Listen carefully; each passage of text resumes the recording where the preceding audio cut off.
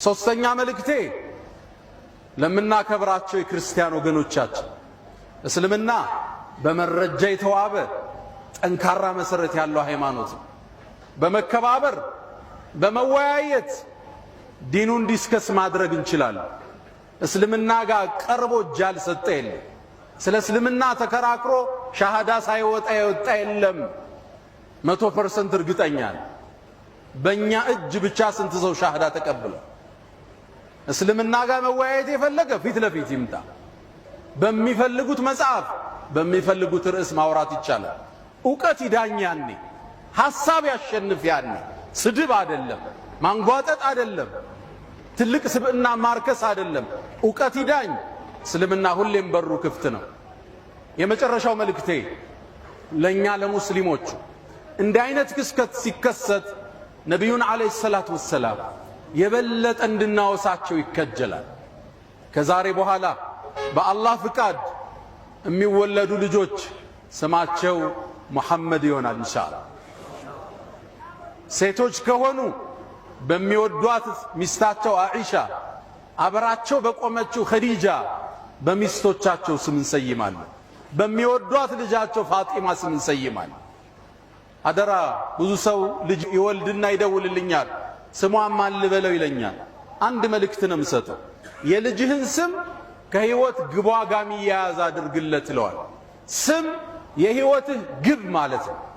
የአንድ ሰው ስም መሐመድ ሆነ ማለት እሱን ምሰል ማለት ነው። የአንድ ሰው ስም ዑመር ሆነ ማለት ዑመርን ምሰል እያልክ ነው ልጅህ የምታሳድግ። ሴት ልጅህን አኢሻን ምሰይ ማለት ነው። የዚህን ኡማ በርካታ ሺህ ሐዲስን ያስተላለፈች ትውልድ ያነጸች የነቢዩ አለይሂ ሰላቱ ወሰላም ሚስት እናታችን አኢሻ ረዲየላሁ ተዓላ ዐንሃ። አሁንም በነቢዩ ስም ግጥሞችን እንገጥማለን፣ ነሽዳዎችን እንነሽዳለን። ስለ እሳቸው ሙሐደራዎች ይደረጋሉ። በእሳቸው ስብዕና ዙሪያ ፓምፕሌቶች ይበተናሉ። በእሳቸው ዙሪያ ኮንፈረንሶች ይደረጋሉ። ነቢዩን አለይሂ ሰላቱ ወሰላም ረስታችኋል እያለን ነው አላህ። ሰለዋት ምን ያህል የምናወርደው? በነቢዩ ላይ 100 ያወርዳል በየቀኑ። ረስተናል።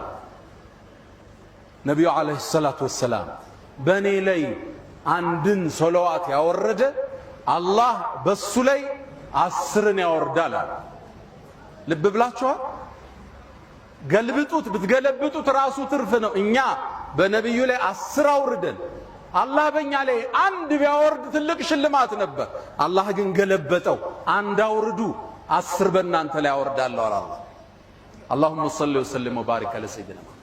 ሰለዋት ስንል ጭንቀታችን የሚወገድበት፣ ሪዝቃችን የሚሰፋበት፣ የነብዩ ፍቅር የሚታተምበት፣ እሳቸው ላይ ሰለዋት በማብዛት ብዛት ነው የውመል ቂያማ ደረጃችን ከፍ የሚል።